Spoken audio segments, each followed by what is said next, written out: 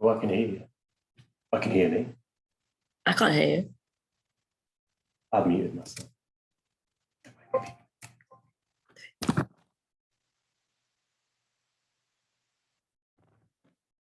Yo, look.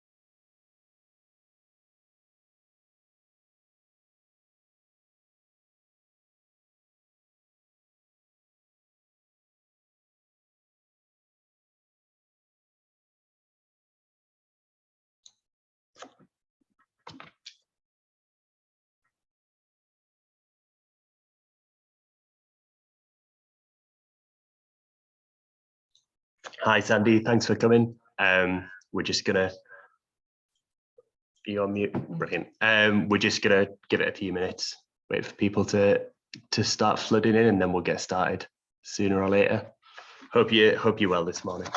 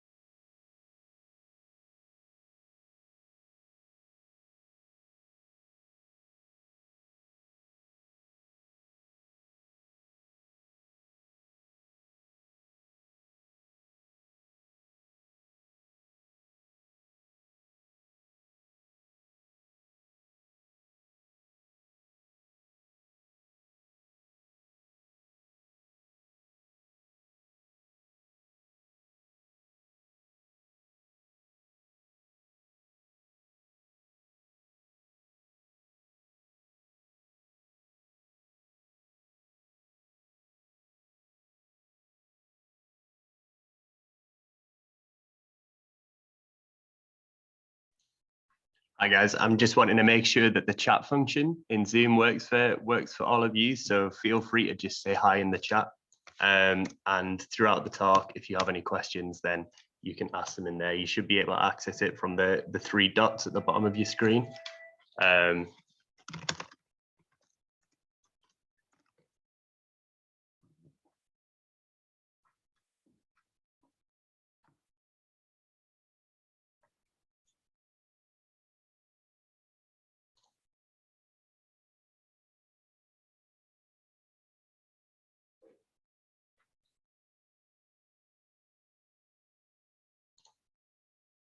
Brilliant.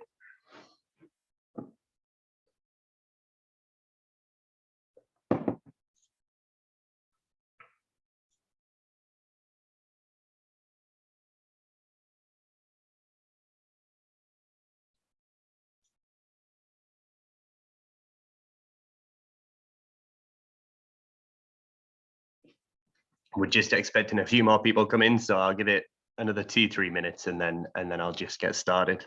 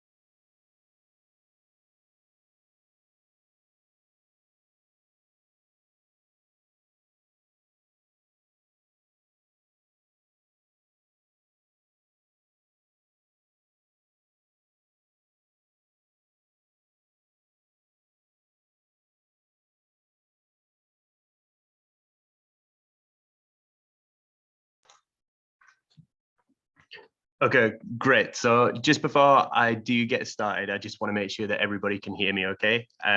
If anybody can't hear me, I guess that doesn't make much sense if you can't hear me. If you can hear me, do you want to just acknowledge that in the chat and then I can get started?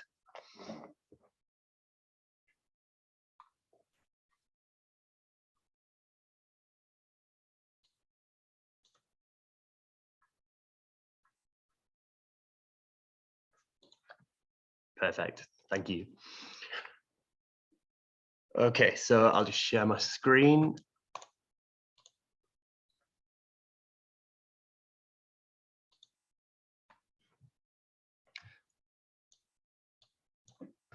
Okay, so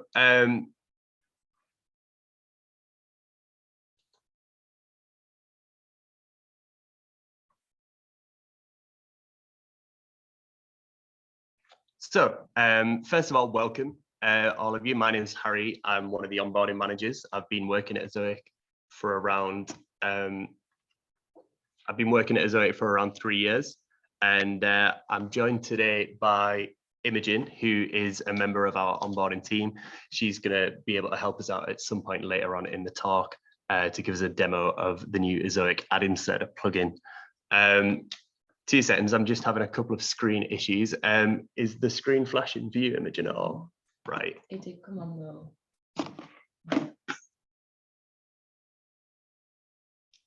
Oh, that seems to have, I think, right.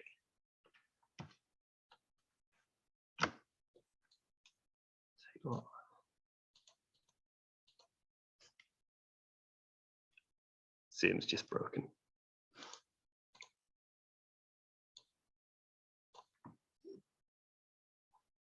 Bear with me, apologies.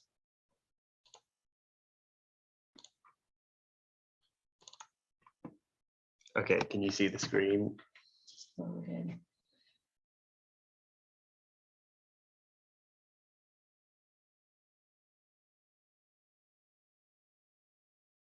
Yeah. It's a bit small. But it's there. Keeps going off for me.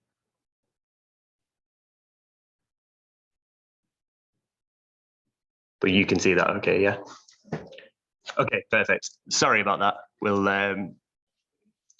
so yeah, as I was saying, welcome to the talk. We're going to give you a short talk about our new ad inserter plugin, why it's so important for us to be optimizing our ads towards the end of the year, because it is a really important time. We'll give a short demonstration of the plugin, how it works, how we set it up, and then we'll finish off with a short Q&A session so you can ask any questions that you might have, and hopefully we'll be able to help you out with that.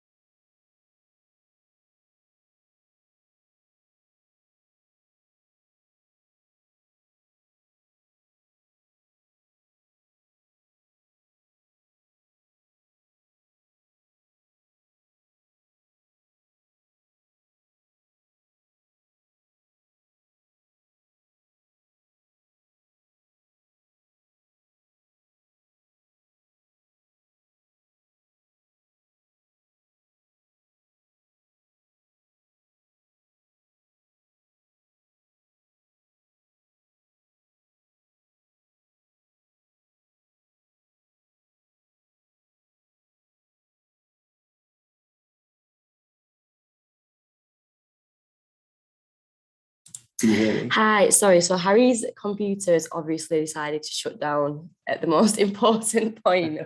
So he's just going to try and send it to me, and then I can share it.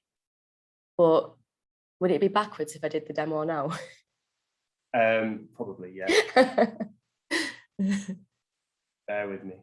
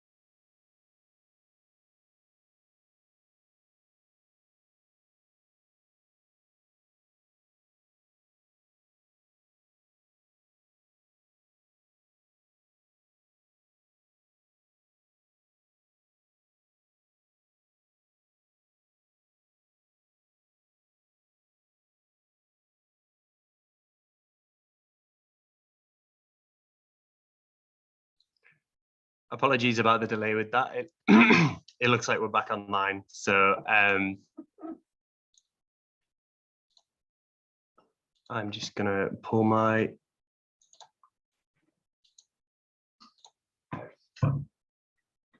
okay.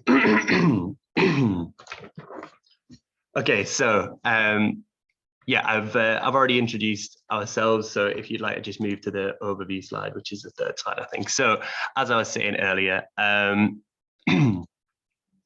this presentation is going to have a short sort of discussion about why Q4 is so important for ad earnings, and it is really important. We're going to have a short introduction to our new ad inserter feature within the Ezoic plugin. We're going to tell you what it does. We're going to show you how to set it up. Following that, Imogen's going to give a short demonstration on how to set the plugin up on a site so you can see it working live. See that it's actually really simple to get started on it. And then afterwards, we'll have time for some a Q&A session. So if you do have any questions, feel free to put them in the chat throughout this webinar, and then we can get to them at the end. Would you be able to go to the next slide, please? Thank you very much. Okay, so why is Q4 so important when it comes to ad optimization? Well, globally, ad rates are at their highest in the run up to the holiday season.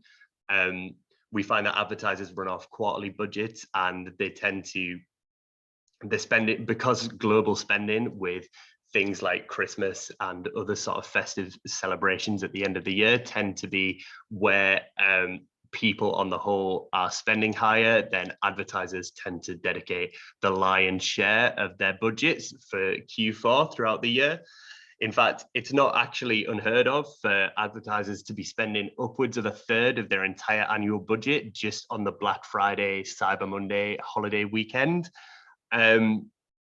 And this is where we actually tend to see a peak in daily earnings across our entire platform every year. It seems to come on the same 1 or 2 days each year. To sort of counteract that with the highs of earnings that you will see at the end of towards the end of Q4, earnings tend to really, and ad rates tend to drop off quite significantly as we hit the end of December.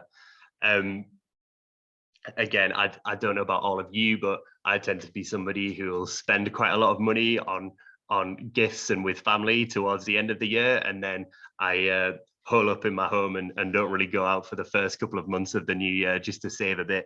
And people tend to do that, and advertisers also tend to do that as well. So you'll see that global spending is really low in January and a little bit in February as well. We'll see ad rates drop right off. So the opportunity is there to be taken throughout the end of Q4. So we really want to encourage you guys to be doing that as much as possible, really make the most of the opportunities that are there. Do you mind moving on to the next slide, please? Thank you. So yeah, just as I was discussing there, this slide is from our ad revenue index, which shows our global earnings on a day-to-day graph, basically. And you'll see that every single year consistently our highest day of earnings has been either Black Friday or Cyber Monday. Like clockwork, it comes around, and we always have a really big day as far as ad rates go on that day. And then you'll see as we sort of edge towards late December, these drop right off, and as soon as we go into January, they sort of plummet a little. So that is something worth keeping in mind, that yes, we want to be taking advantage of it now, but then after Christmas we'll see earnings drop, and that's to be expected. It can be a little bit of a shock to some, but they will recover over time. Like you can see from this graph, it just year in year out, it does tend to go back. So with that said, we've developed a new feature for our Ezoic WordPress plugin that we're calling the ad inserter. And what this does is it'll automatically insert ad placeholders to your pages with a couple of clicks. It doesn't involve any inserting of code snippets. It doesn't involve any sort of fiddling about with the Chrome extension. It's really simple. The setup can take minutes. And I don't really like to put numbers on things because all sites are different, but you'll see from this graph here that we've found fairly often that publishers are seeing more than 2 times improvement in their EPMV pretty much overnight when they've actually set up with our auto placeholder plugin, as opposed to setting up manually using the Chrome extension. Again, I don't want to be in the business of over promising anything and under delivering on it, but I think it's really worth showing an example of the sort of results that we're seeing with the ad inserter. It is a really powerful tool, and if you're not somebody who wants to dedicate that much time to going in and really setting up placeholders manually and sticking as many in as you can in all different locations and playing around with sizes, etc., this plugin really is for you. It's very simple to use. You can get it set up with a few clicks, and the results really are quite impressive. Just at this point, a quick disclaimer: if it's not clear already, that this is in a WordPress plugin. So we did send the invite to this webinar out to people who are using WordPress, but on the off chance that somebody isn't using WordPress, I just wanted to point out that we don't have this technology available for other CMSs yet. That may be something that's happening in the future, but I don't think it would be in the sort of short to medium term. So this might not be the webinar for you, but that said, if you are using another CMS and you've been considering moving to WordPress, then we are also going to be holding a webinar in the sort of in the near future, discussing how you can move over from another CMS to WordPress. So if you think that's something you'd be interested in and you wanted to stick around for this, then that'd be great as well. Cheers. So I'm going to go over how to set up the plugin in this talk here, but before we do proceed, I just wanted to let you all know that you'll be getting a guide at the end of this webinar, which will go over in detail how to set everything up. It'll give you links on where to find the plugin, and there'll be a troubleshooting document as well. So don't worry if you feel like you've not remembered each step exactly here. You're going to get documentation shortly after the webinar with all that information. So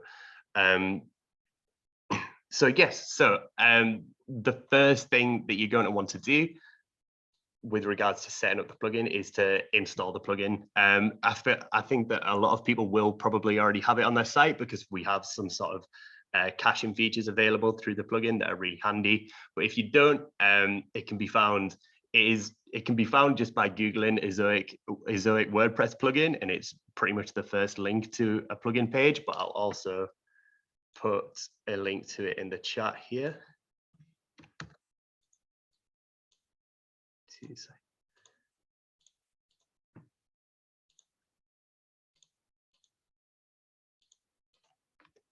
So you can find it at this link here as well.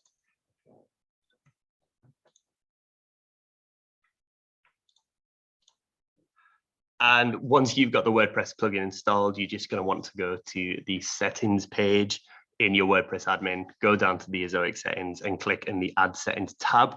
At this point, it's worth noting that you'll see on the top left here, there's an integration status tab. It's important not to trigger our WordPress plugin integration at this point because being integrated via one of our cloud methods, either name servers or Cloudflare, and via the plugin at the same time, one can cause compatibility issues with the site, but two, if it were to switch you over to plugin integration, we tend to find that that's much slower than our cloud integration method, and it can actually prevent us from being able to optimize your ads as closely. So if you're installing this plugin for the first time, my recommendation would just be to leave that integration status tab be, just because it can cause issues if you do activate anything within there.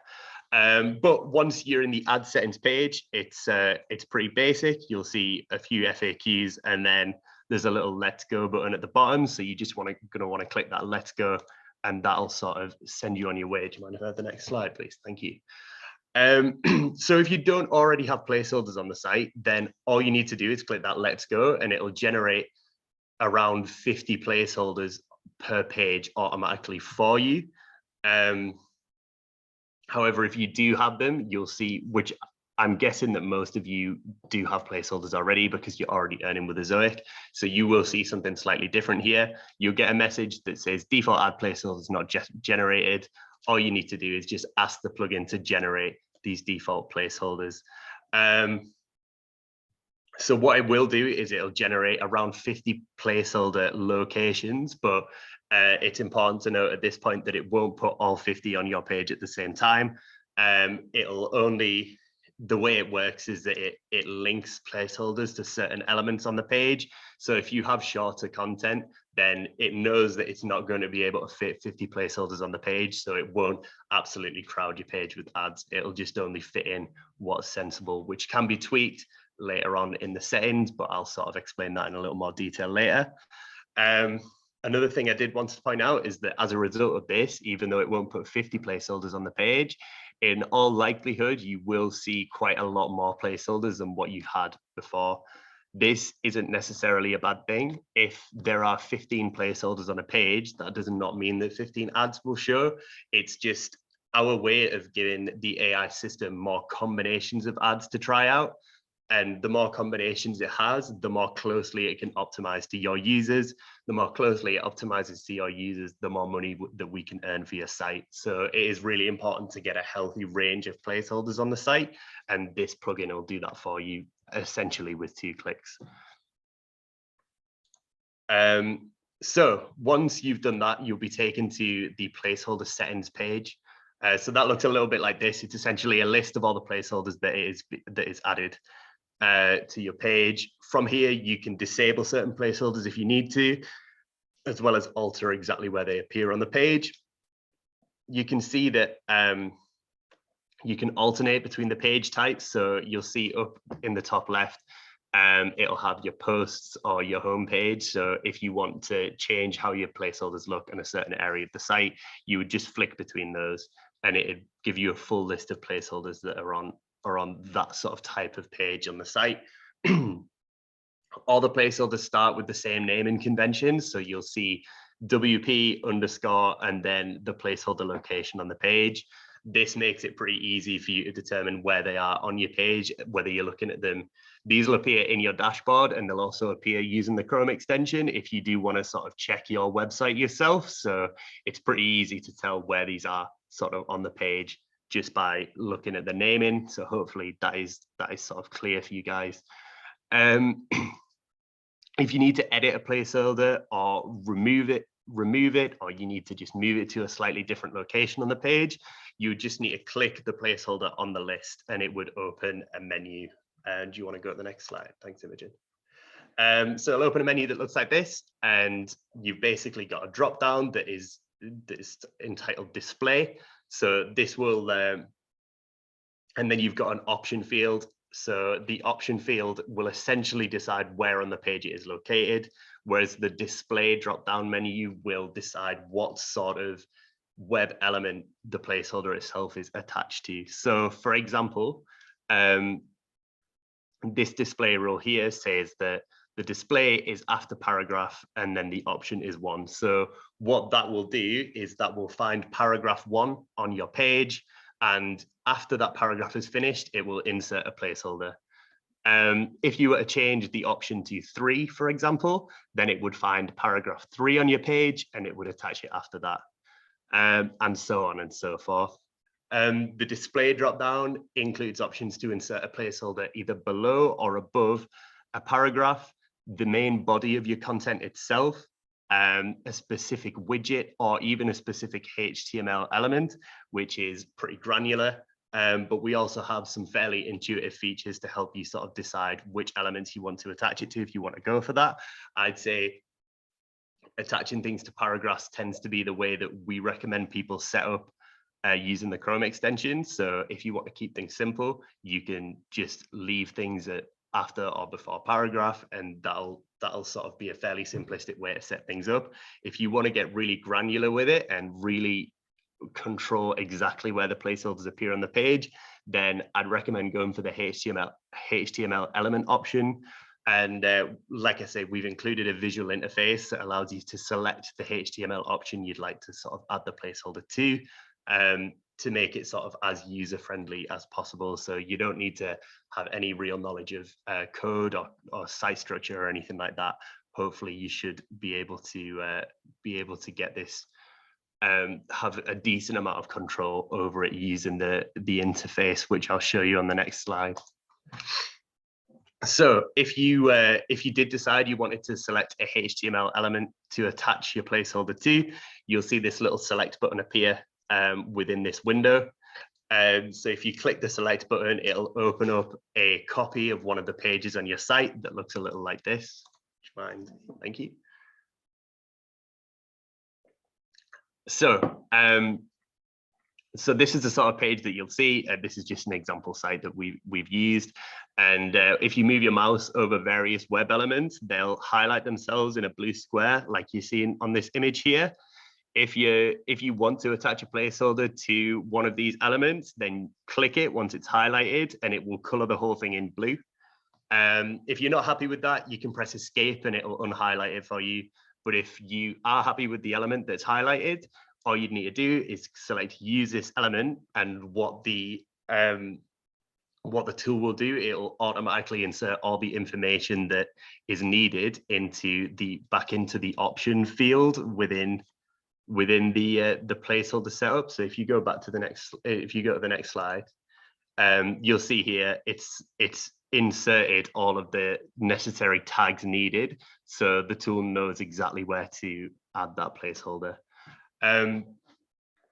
So that is almost everything you need to know with regards to the basic setup.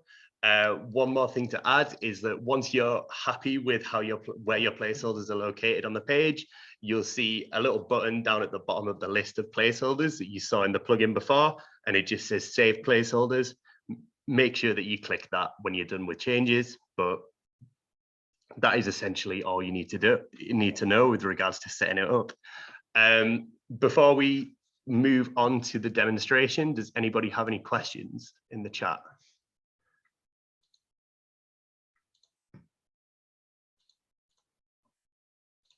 Are you able to see them? I'm just checking now. Your integration is active. How do I deactivate? Within the plugin, there is an advanced settings section, and you should see at the bottom, it'll say something like allow WordPress integration. If you just want to make sure that is set to no, then that should be fine.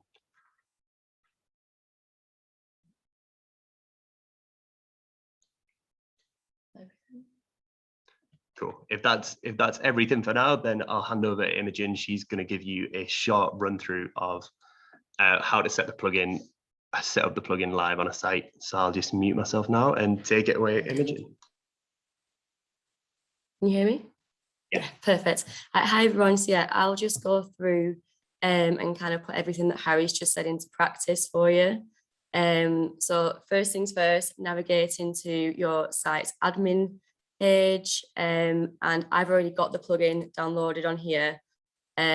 So just going into there and making sure. It looks like it's just showing the presentation still. New share. Got it? Yeah. Right, so navigate into your admin page, going into plugins. So I've already got the plugin installed. I'm making sure it's up to date as well. So I updated mine yesterday, and then just going into the settings, and as Harry showed you, into add settings as well. And you'll see just a few questions to go through. And then because this site doesn't have any placeholders set up right now, I've got the let's go button, and there they are. And you'll see that all the WordPress ones showing, and as Harry went through as well. So I know that I want a few more on this site, on this specific page. So I'm just going to change a couple of these so that they come up under a few more paragraphs really quickly.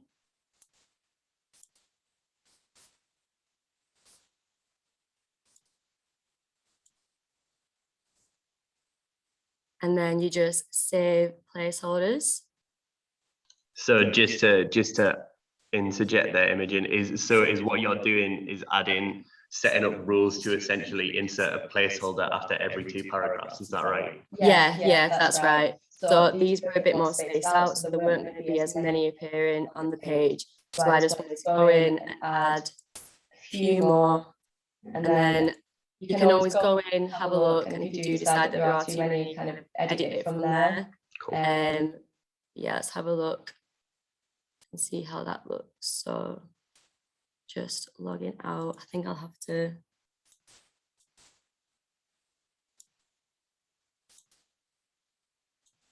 Can you see that page? Yeah. Control Shift R maybe because you logged in a WordPress.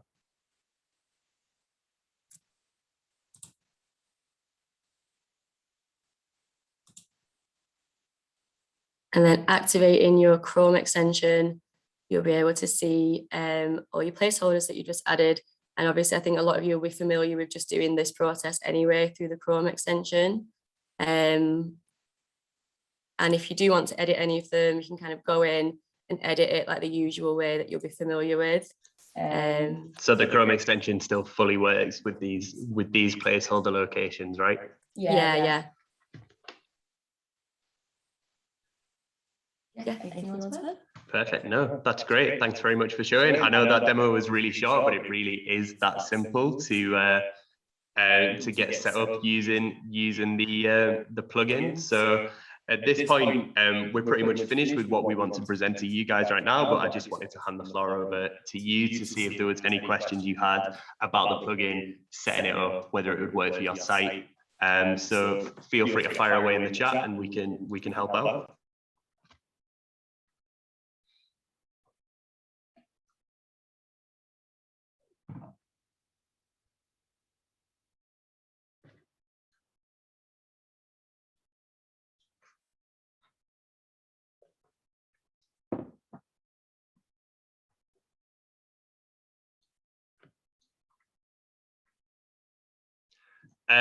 So it's a good question.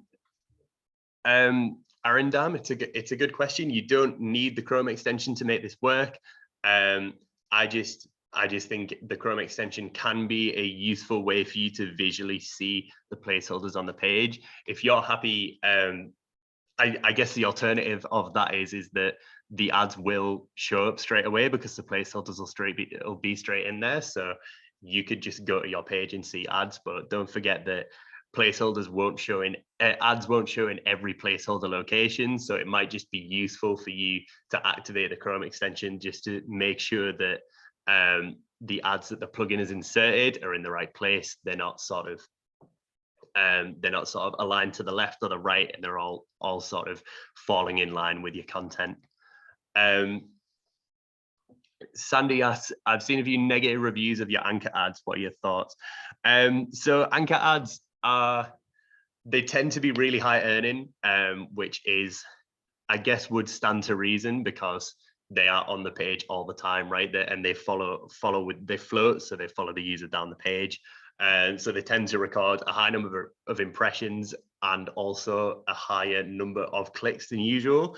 I think the negative sort of conceptions of anchor ads would be that it's bad for user experience, right? Because you've got an ad that you simply can't scroll past. But I guess it's finding that balance, really. I haven't seen any evidence to support that the anchor ads are bad enough for user experience that they would cause users to actually move away from the site. And we do tend to find at least a 10% revenue uplift when people do activate anchor ads. So I don't personally think they're a problem, but if there's something that you were unsure about, what you could always do is deactivate them on your site for a period of, say, 2 weeks, monitor how your revenue changes and compare that with how your users are actually engaging with the site. Are you finding that your bounce rate has gone up or down? Are you finding that your user engagement has sort of changed on the site? we have a load of really great tools within big data analytics that can assess this. So if you go to the user experience metrics or UX metrics tab within big data analytics, you'll have loads of tables in there that can sort of show you how your users are engaging with your content and whether that has actually changed as a result of deactivating anchor ads.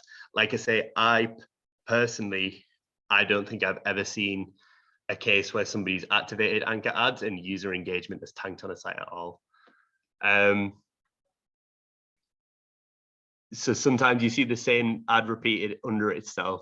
So what this is our adaptive sizing. So that's a feature that you can turn on and off within your ad tester settings. And what that does essentially is if the AI system determines that it is beneficial to do so, it will show 2 or 3 smaller ads in a space where one larger ad could show. So if it thinks it's going to earn you more money from doing that without sacrificing the user experience, then it will decide to do that. Again, this can come with a pretty big revenue uplift. I think it's one thing that tends to stick out to publishers quite a lot when they see this, because I guess as a publisher, you probably don't act on your site how a normal user would. So I think when you see stacked ads in that sense, it tends to stick out to us as publishers maybe more than it would to the user. Again, I don't really have any evidence to say that this has tangible effects on your user experience, but I know that it does have tangible effects on your revenue. So we do recommend keeping it on. But again, if you wanted to turn it off at any point, just to see how it sort of affects your user experience, then I would definitely encourage you to do so. Like, our system is set up for experimentation, so you can go in and tweak those settings.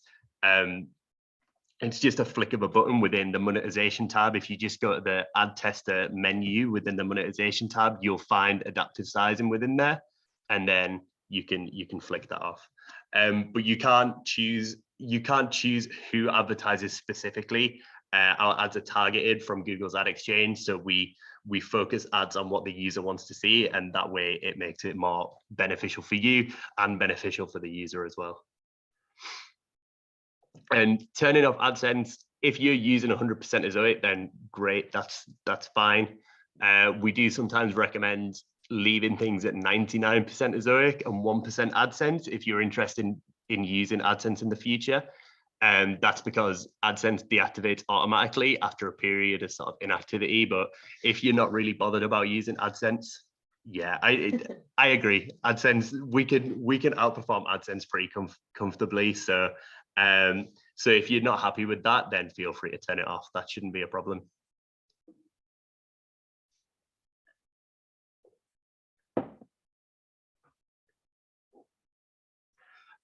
So there shouldn't be an integration problem with the plugin. So I think, as someone mentioned earlier in the chat, yes, as Sandy mentioned earlier, that the integration was active. So if you do go into that integration settings, you'll see that it says it's active, but there'll be a little cloud logo next to it. That means that you're cloud integrated, and that is not a problem. It won't cause any integration issues installing the plugin, as long as you don't choose to integrate choose any settings that will integrate via the plugin rather than via one of our cloud integrations, then you should be fine. Again, in the advanced settings of the plugin, you'll see that there is an option that I can't remember the exact phrasing of it, but it says something like allow WordPress integration. You just want to make sure that is selected as no. Yeah, so the cloud is fine. As long as the cloud's there, then your integration option is that'd be safe. So yeah, great.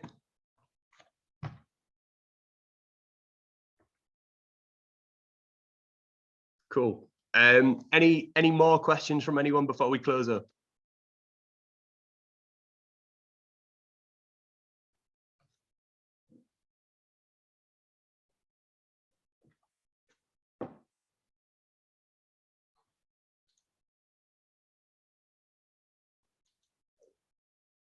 Yes, Andy, I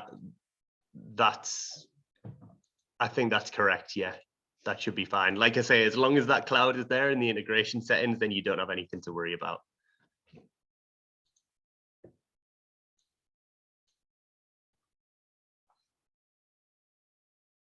Awesome. Okay, well, I think we'll close that off there. It's been really great talking to you all today, and we're planning on doing more webinars like this for Access Now members in the future. So keep an eye on your emails, and you'll receive notifications about them as and when we sort of as and when we approach the time. Yeah, really happy to help with this sort of thing. I really do encourage you to use the plugin. It is great. We're so happy with it. And yeah, I wish you all the best in your earnings throughout Q4. Have a good day, everyone. Bye.